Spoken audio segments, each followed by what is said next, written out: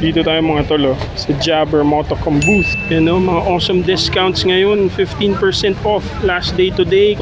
Kung di kayo makapunta at napanood nyo tong video na to, just show them this video. Malay mo makakuha ka pa ng awesome discount.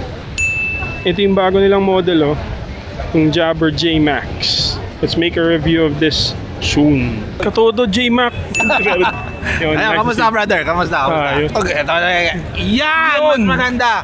That is good to hear, brother. Alam niyo naman, ang Jabber, hindi naman sa pag-ano ha. Alam ko, in-announce nila na ambassador ako. Don't take it as a parang sellout or anything. Nakita niyo naman kung paano ako nag-umpisa sa Jabber.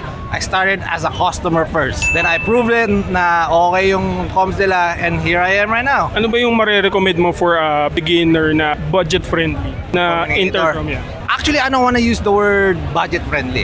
Kasi kasi pag sinabi mong budget friendly, parang ang baba na ng tingin mo sa isang product eh. Pero in terms of asking me for beginner, may I suggest na either the Jabber Boss or the J4, or if you want the newest, the latest, Yung bago. yung J-Max na tayo niyan. J-Max. Halika rito!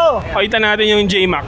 Ayan. Dito ka Ito na sa latest. Ano ba naman yun yung J-Max naman yun eh. Oh, for the price of 6.5. Ito na yun, di ba? Oh, saka ba? Hindi naman sa pag-ano kasi ito nagamit ko, nag-ano kami ng misis ko, nagsagada kami kay Mountain Province. And this is what we use and I'm happy with it.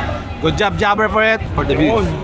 And syempre, kung nakita natin si Katoto J-Mac, nandito syempre si Last Dog Rider. What's up? Hi, what's up? Brut.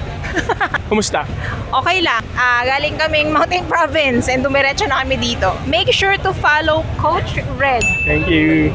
Ito yung tropa natin, Perfect budol yan for today. Galing mo dong, ang galing mo dong.